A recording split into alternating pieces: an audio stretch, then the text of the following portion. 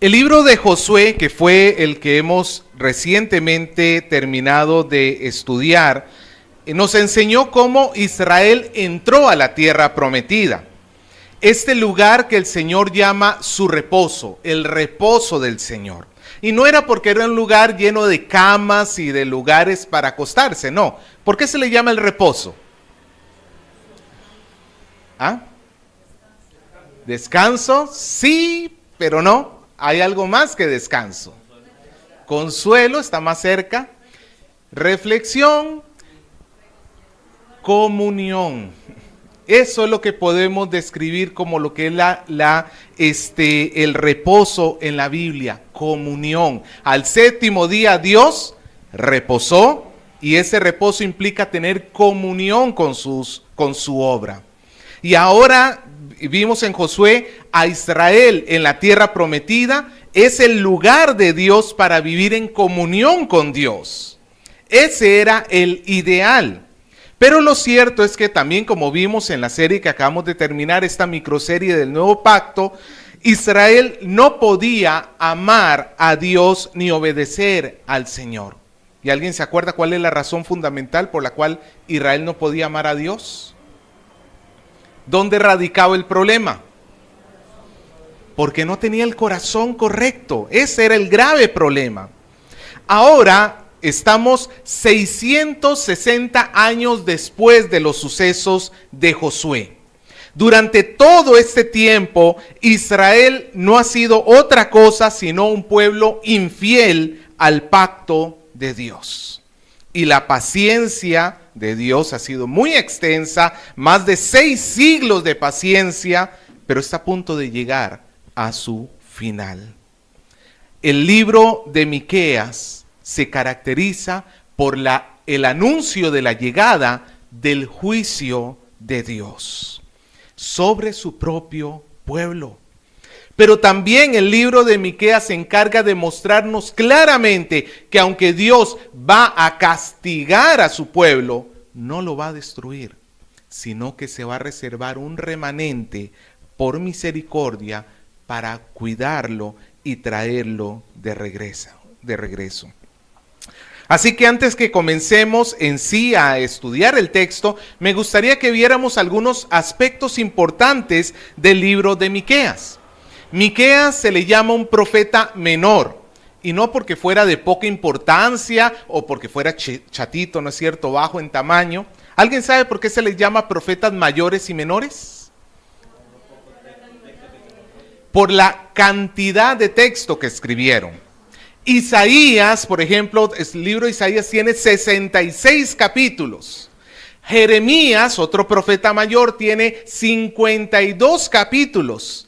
Pero hay libros mucho más pequeños. Por ejemplo, este de Miqueas, que apenas tiene 7 capítulos. En comparación con esos grandes libros, este es un libro más pequeño. Por eso se le llama un profeta menor. Miqueas fue un hombre sencillo, un hombre de campo posiblemente, que vivió en una ciudad llamada Moseret Gat, que se encontraba al sur oeste de Judá, en la frontera con Filistea, a unos 30 kilómetros de la ciudad de Jerusalén. ¿Cuándo vivió él? Él vivió ministró entre el 740 y el 687 antes de Cristo. Significa que Miqueas estuvo antes de la caída del reino del norte, vio la caída del reino del norte y ministró hasta un siglo antes de que el reino del sur cayera. Vemos, por ejemplo, en el versículo 1, sin todavía comenzar el texto, vemos que el mismo Miqueas se sitúa entre los reinados de Jotam, Acaz y Ezequías, reyes de Judá, que reinaron entre el 740 y el 687. Así que cuando Miqueas comenzó a profetizar, Israel todavía existían los dos reinos, tanto el del norte como el del sur. En aquel tiempo, estos reinos estaban creciendo Era una época de esplendor en estos reinos. Eran abundantes las riquezas que tenían. Socialmente hablando, eran tiempos de bonanza, tiempos de crecimiento. Pero todo era a costa de la corrupción, tanto del Estado, de los líderes religiosos y de la población en general. Las autoridades habían o estaban constantemente abusando de su poder. Se había normalizado la corrupción moral y los profetas se vendían al mejor postor para poder decir lo que ellos querían escuchar. Bastante parecido a los tiempos que vivimos hoy en día. Cualquiera pudiera reemplazar muchas de estas descripciones y en lugar de decir Jerusalén o Samaria, decir Perú, y Jerusalén, ahí está, y encajaría perfectamente en la descripción. Este proceso de podredumbre de la sociedad en cuanto a su vida espiritual se vio mucho más rápido en el reino del norte que en el reino del sur, en Israel más que en Judá, pero eventualmente los dos caerían porque los dos están en decadencia. Externamente, hablando de fuera de Israel, también era tiempo de mucha agitación política. Se había levantado el gran imperio asirio en el Oriente Medio. Y este imperio era implacable, era cruel, tenía unas ansias y deseos de crecer y de conquistar, pero ellos no conquistaban a la buena, por decirlo así. Ellos iban a destruir las ciudades que se encontraban a su paso. Y luego del imperio asirio, poco después vendría el imperio babilónico y el persa.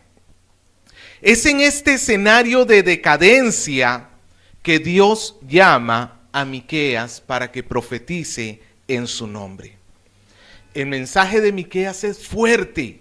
Él tiene que denunciar sin pelos en la lengua la corrupción que hay en el pueblo de Dios y llama al pueblo de Dios al arrepentimiento y a la obediencia.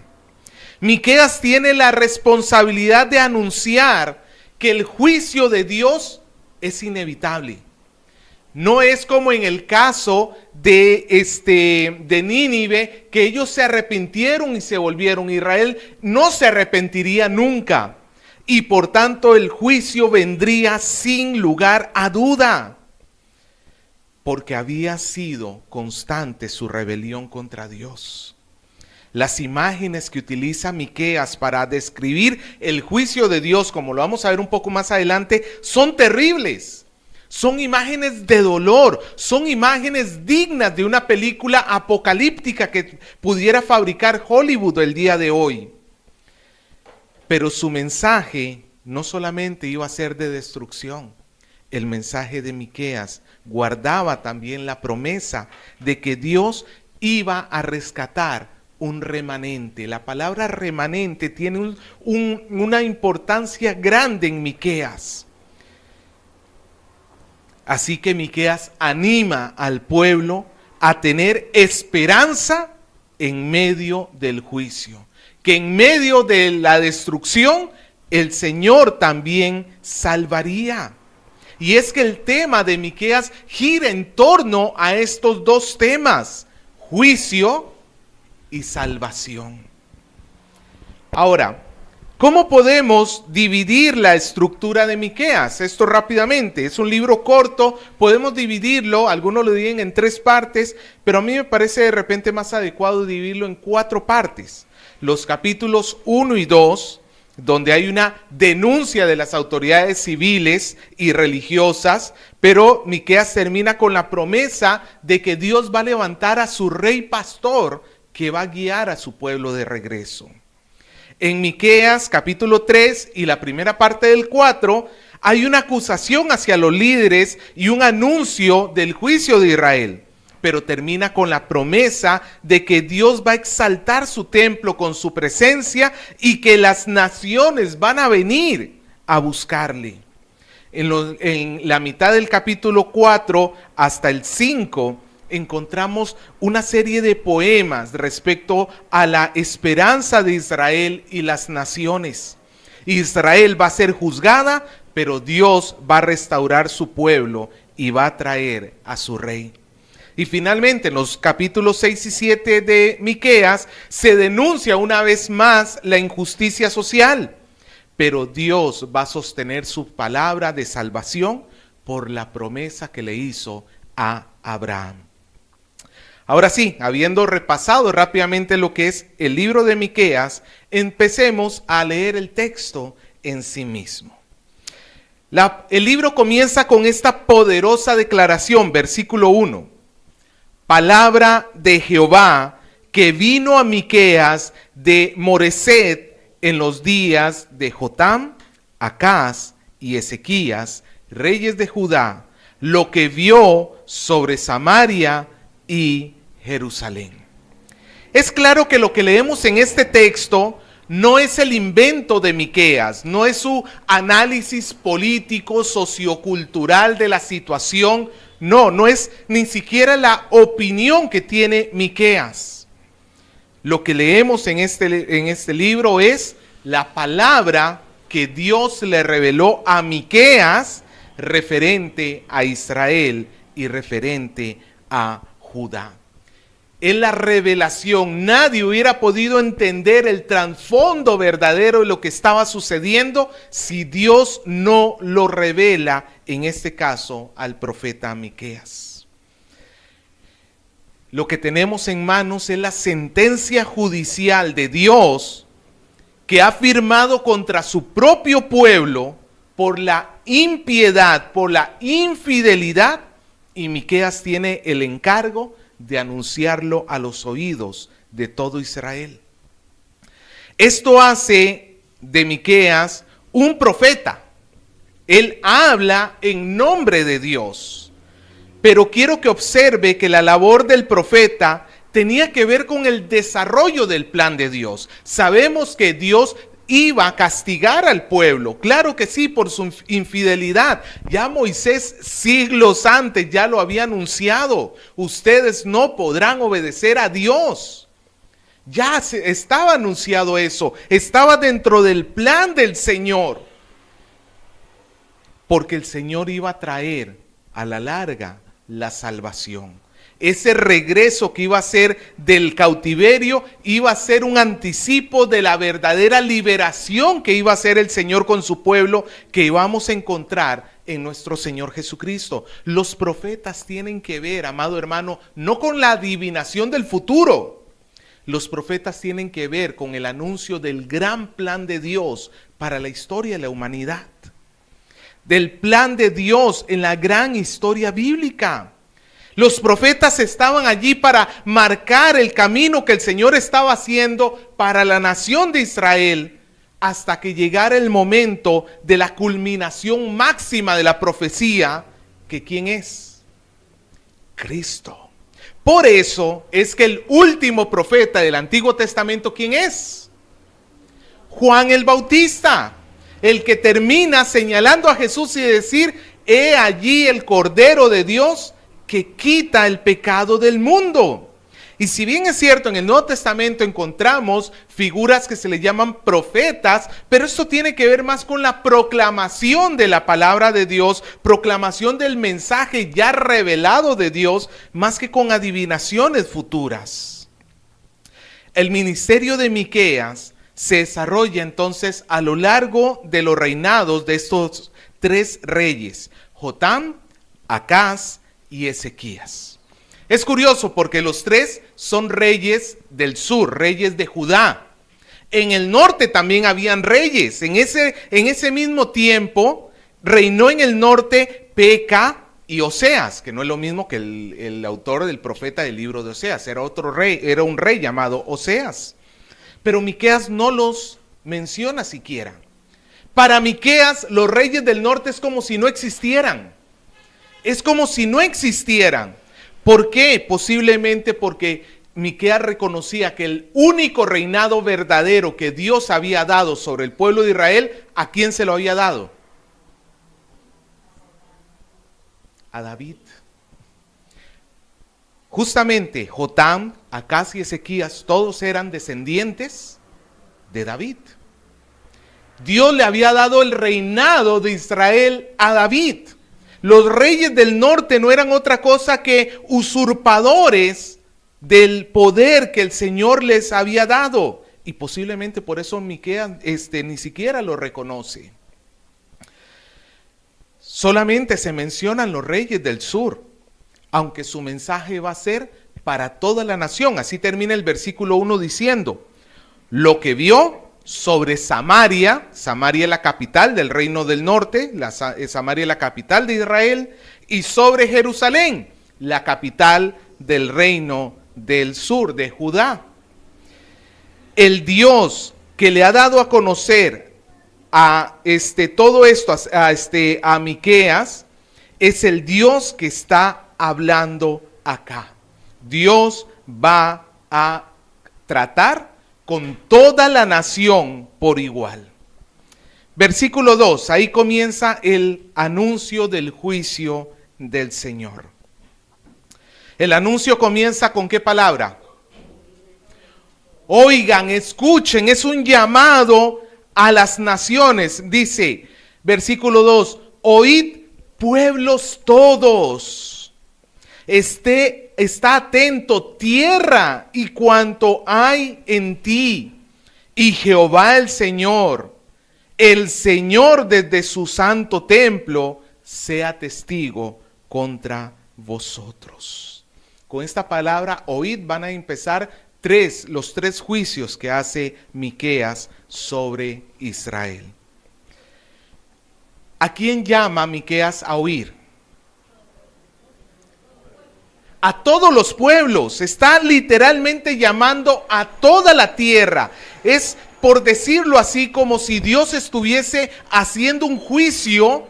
En el banquillo de los acusados va a estar su propio pueblo Israel, pero en las tribunas, atestiguando todo el juicio, viendo todo el juicio, ¿a quién está sentando el Señor? A todas las naciones. Dios está a punto de juzgar a su pueblo y quiere que todas las naciones vean lo que el Señor está haciendo. Porque el Señor va a juzgar, y como diría Pedro, tiene que comenzar el juicio por la propia casa. Por su propia casa. Un día Dios va a juzgar a todas las naciones. Y esto tiene que servir para que ellos entiendan la gravedad del pecado que es en contra de Dios. Dios los llama a ellos para que miren el juicio. Y en este juicio, seguimos en el versículo 2, ¿quién es el testigo que está testiguando contra Israel? Contra el pueblo de Dios. El mismo Señor. Y Jehová, el Señor desde su santo templo, sea testigo contra vosotros. Dios ha atestiguado todas las maldades de Israel. Dios ha atestiguado todas las corrupciones, todos los males. La mención del santo templo de Dios, de que Dios estaba en su santo templo, hace más grave la maldad de Israel. Las naciones pecaron y pecan de espaldas a Dios.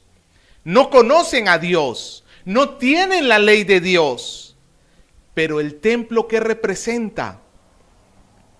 El templo representaba la presencia de Dios habitando en medio de Israel. ¿Qué excusa puede tener Israel de decir, pero es que yo no sabía, pero es que a mí no me contaron? No había excusa. Dios habitaba en medio de ellos. El templo era evidencia de que el pecado de Israel era todavía más grave de lo que podía ser el pecado de cualquier otra nación. Ellos habían sido infieles por muchos siglos. Ellos habían rechazado las advertencias que profeta tras profeta había traído por siglos. Es más, en este mismo tiempo que estaba Miqueas, también estaba vivo, estaba ministrando Isaías y estaba ministrando Amós. Son 3 profetas que el Señor había levantado al mismo tiempo porque ya estaba a punto de caer el reino del norte. Pero Israel sigue siendo necio. Ha dado rienda suelta a su codicia, a su inmoralidad, a su violencia, a su idolatría, que es la raíz de todo el mal que hay en Israel. Versículo 3, el Señor dice: porque he aquí, Jehová sale de su lugar y descenderá y hollará las alturas de la tierra. La figura es imponente. El Señor se presenta como un poderoso gigante que está abandonando, que está dejando su santo lugar, su trono celestial, su trono de gloria, y desciende a la tierra para aplastar. Hollar es aplastar. ¿Y qué está aplastando el Señor? Las alturas de la tierra. Es una representación de Dios aplastando los montes de Israel. Ahora, ¿qué transmite eso? La figura transmite una acción violenta y destructiva del mismo Señor. Antes de que veamos cómo el Señor va a aplastar, vamos a ver qué es lo que está aplastando. Dios aplasta, dice, las alturas de la tierra. Literalmente se refiere a las cimas de los montes. En términos bíblicos hay una palabra que usualmente se traduce en Reina Valera: los lugares altos. Muchas civilizaciones, incluyendo la israelita, usaban los lugares más altos como lugares especiales, como lugares para poner centros de poder. Por ejemplo, si usted ha viajado a Machu Picchu, sabe que el Templo del Sol está colocado en la parte alta, en la parte superior, en la parte más arriba del Huayna Picchu. O por lo menos hasta donde llegué a investigar está así. Yo no he ido todavía. Pero lo vemos en muchas civilizaciones. Las partes más altas son las partes donde están las zonas de poder.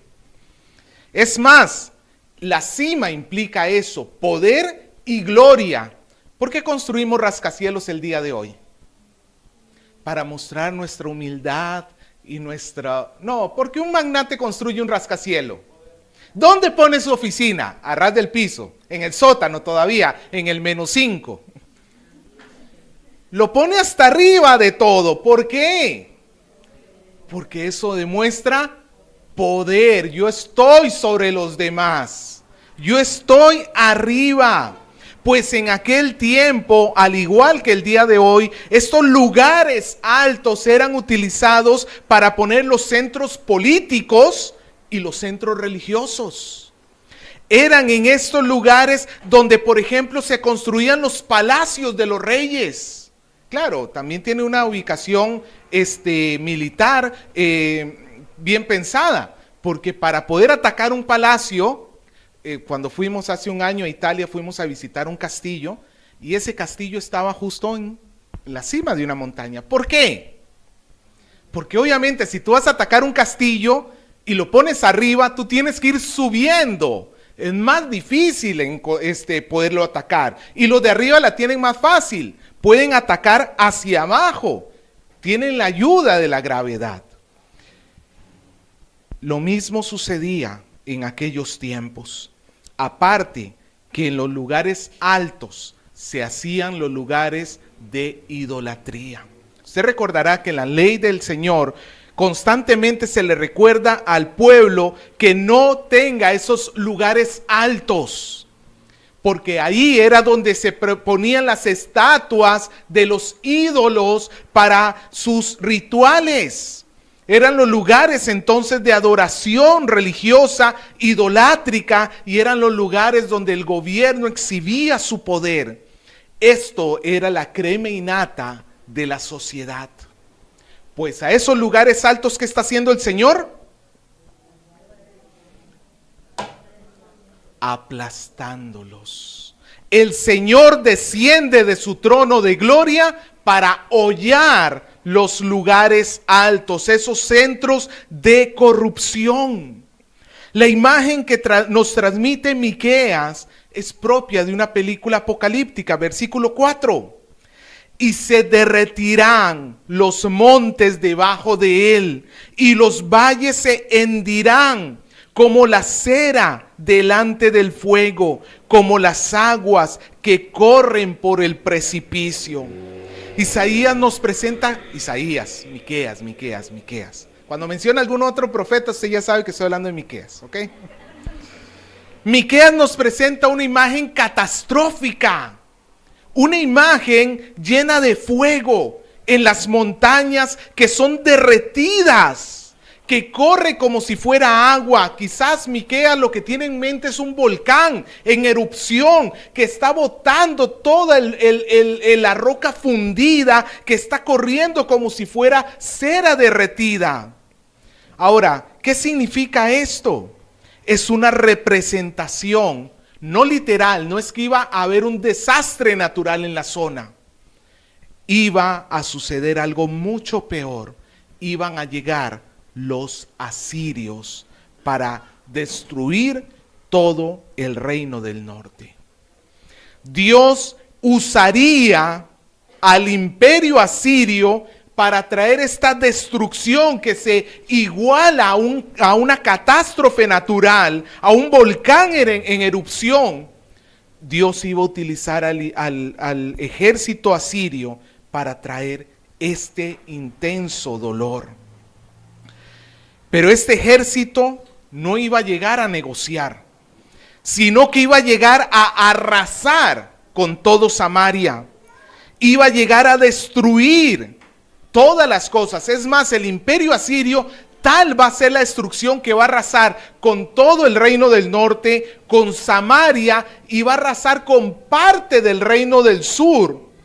Incluso va a llegar a las puertas de Jerusalén, pero no lo llega a tomar. No lo llega a tomar, pero llega hasta las mismas puertas de Jerusalén. Pero ahora el Señor va a apuntar directamente al culpable. Versículo 5. Todo esto es por la rebelión de Jacob y por los pecados de la casa de Israel. ¿Cuál es la rebelión de Jacob? ¿No es Samaria? ¿Y cuáles son los pecados, los lugares altos de Judá? ¿No es Jerusalén? Aquí se nos está hablando cuál es la causa. La causa es la rebelión de Jacob. Ahora, es interesante que el Señor haya utilizado el nombre Jacob, no Israel. ¿Qué significa Jacob? Usurpador y también engañador. Dios está con este juego de nombres recordándole que Jacob no se está comportando como el Israel, su pueblo. Se está comportando como aquel engañador, previo a que lo conociera él, previo a que tuviera un pacto con él. Es a través de esto que el Señor está mostrando la conducta inmoral que tiene el pueblo de Dios. Ellos se complacen en engañar, como si no tuvieran un pacto con Dios, como si Dios no existiera. Amado hermano, cuando nosotros engañamos, en cierta manera estamos pretendiendo que Dios no existe. Porque tú crees que engañas, pero ¿quién lo atestigua todo? Dios. Y lo que Dios está denunciando no es simplemente pecado. En este versículo Dios dice la rebeldía. Hay una gran diferencia entre pecado y rebeldía. ¿Es pecado que tu hijo por estar jugando con el celular no ordene el cuarto? Si tú se lo ordenaste, claro que sí, eso está mal. Lo hizo mal el niño, tuvo que haber hecho caso a tu instrucción.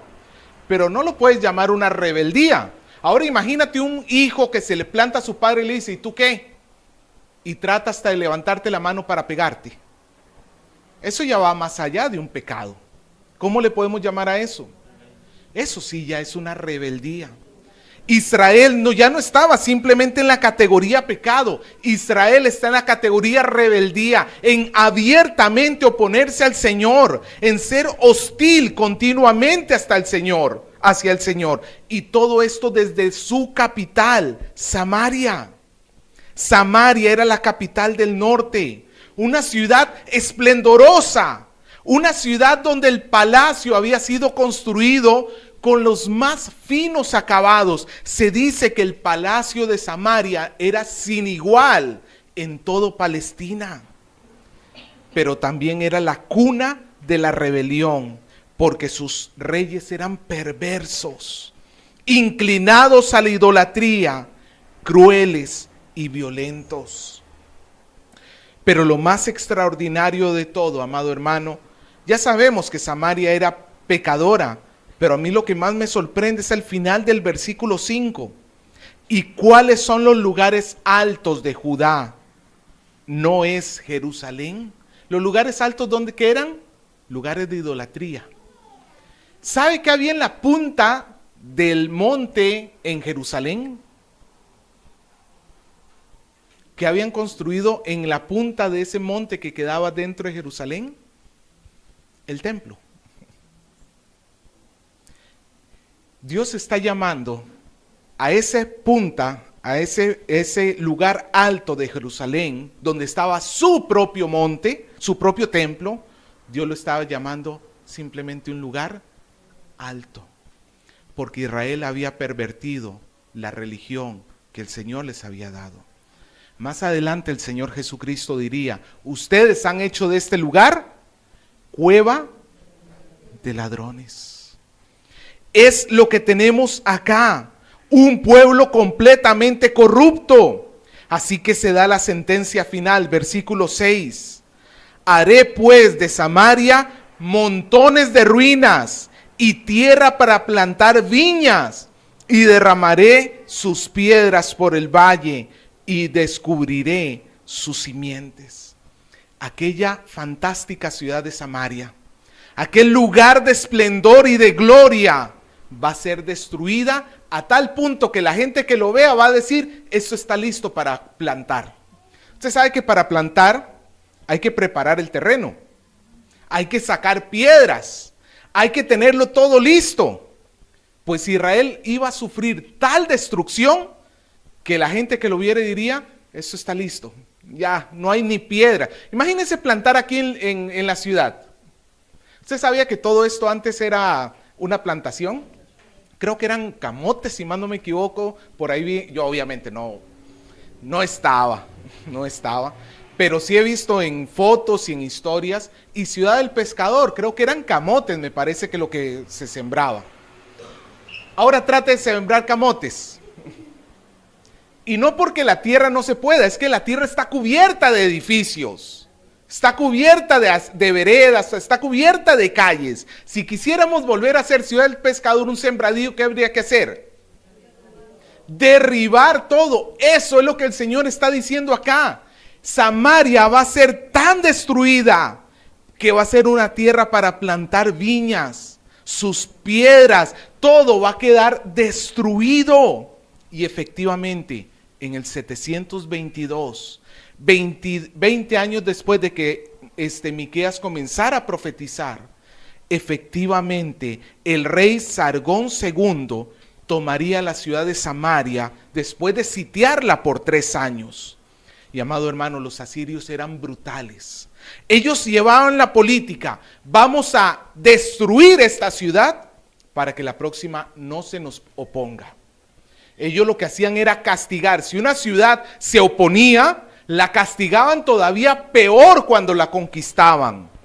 Era una destrucción, eran masacres, era la población siendo esparcida por todo lado, la destrucción de todos los edificios.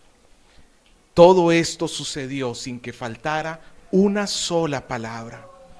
Y el versículo 7, el Señor da casi que una burla a Samaria. El versículo 7, el Señor dice: y todas sus estatuas. ¿Qué hacen estatuas en Samaria? ¿Estatuas de quién? ¿De qué? De los dioses paganos. Eran estatuas paganas.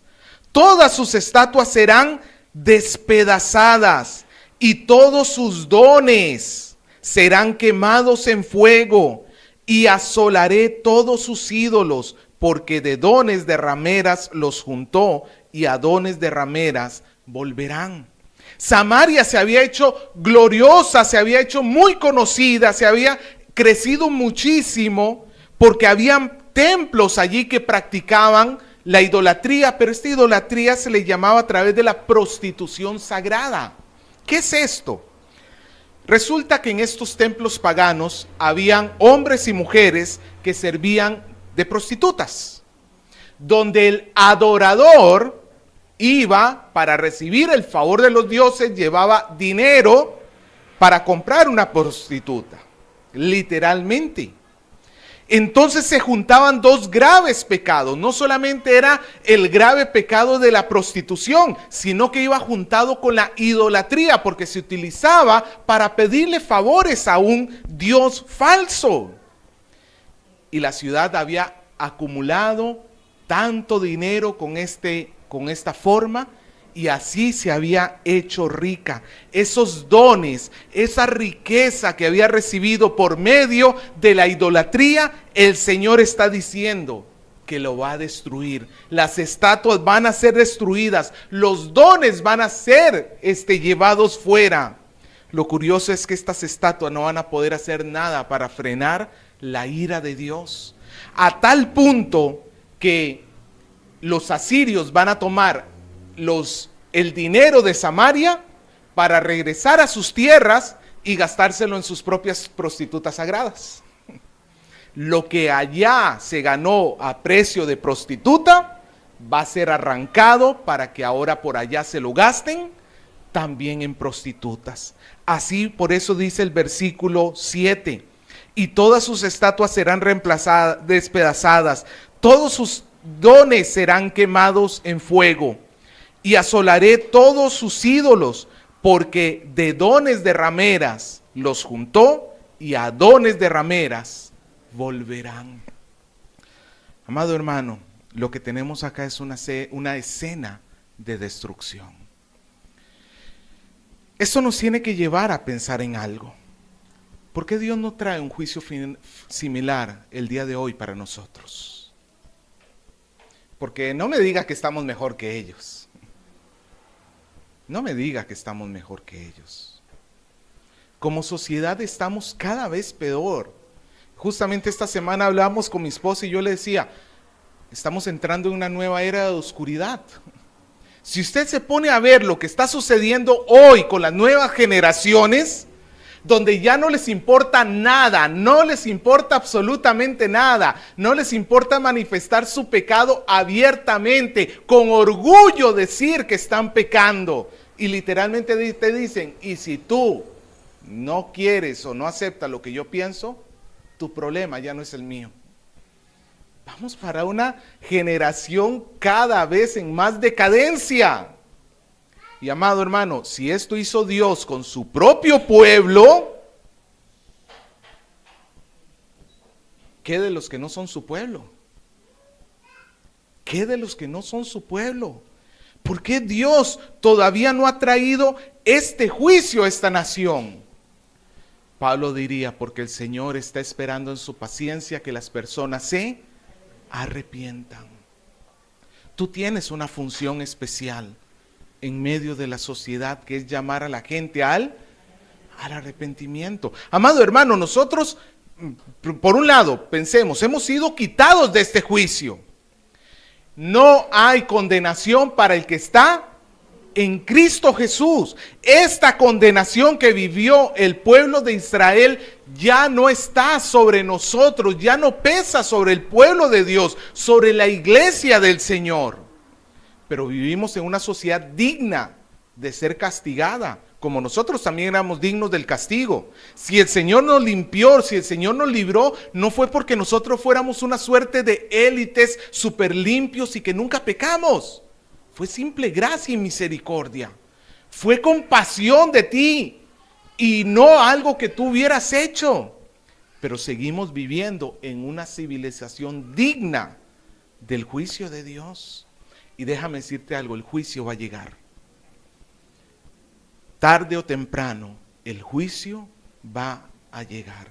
Esta escena que tenemos en Miqueas es comparable a lo que Pedro narra en su carta cuando habla sobre la venida del Señor y los cielos siendo consumidos por el fuego del Señor y la creación siendo devastada para dar paso a la nueva creación. Amado hermano, el juicio sí va a llegar. Nosotros como iglesia estamos protegidos en Cristo Jesús. Pero ¿qué de los demás que los ves tú allá afuera? ¿Qué de tu hijo, de tu hija, de tu tío, tu tía, tu padre? ¿Qué de ellos? ¿Tú crees que Dios va a decir, no, pero es que es el papá de fulanito de tal y fulanito de tal es mi hijo y entonces yo lo voy a perdonar porque no? La salvación es personal. Amado hermano, ese tipo de pasajes deberían llevarnos a nosotros a prestar atención, porque el juicio viene. El juicio es inevitable. Nosotros, amado hermano, quizás como cristianos decimos, ya estoy salvo, ya no viene nada. Para ti puede ser que no venga nada, pero para los demás, amado hermano, por eso nosotros tenemos la responsabilidad de ser sal y luz en medio de este mundo, de poder anunciar. Amado hermano, tú ves las noticias, todo lo que sale cada día, la corrupción que se ve en todas las esferas de la sociedad, la corrupción que vemos constantemente aún dentro de la iglesia. Esa corrupción, amado hermano, es aborrecible a los ojos del Señor. Dios no ha cambiado su opinión. Algunos dicen, es que el Dios del Antiguo Testamento era severo, era cruel, era duro. Pero el Dios del Nuevo Testamento es amable, es misericordioso, es un bonachón. El Señor es el mismo ayer, hoy, por los siglos. Tú encuentras en el Nuevo Testamento como Ananías y Zafira trataron de burlarse de Dios y ¿qué les cayó? El juicio inmediato, el juicio inmediato. Amado hermano, no te engañes a ti mismo, no te engañes a ti mismo. El juicio viene.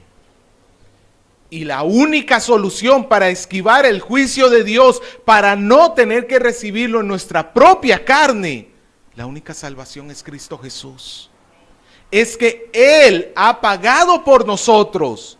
Él ha pagado por tu amigo, por tu familiar. Si ese familiar no pone su confianza en Cristo, tendrá que enfrentarse al hollamiento del Señor. Iglesia, no te duermas. No te duermas. ¿Cuándo regresa el Señor? ¿Tú lo sabes? ¿Tienes idea de cuándo viene? Por eso, amado hermano, se nos llama a mantenernos alerta, a mantenernos constantemente velando, a no dormirnos. La noche ya pasó para nosotros. Nosotros vemos el sol y tenemos que anunciar el evangelio mientras que estamos de día. Tenemos que anunciarlo. Llevamos hasta este momento en el año casi 100 días, más o menos, por ahí. En estos 100 primeros días del año, ¿con cuántos has compartido el evangelio?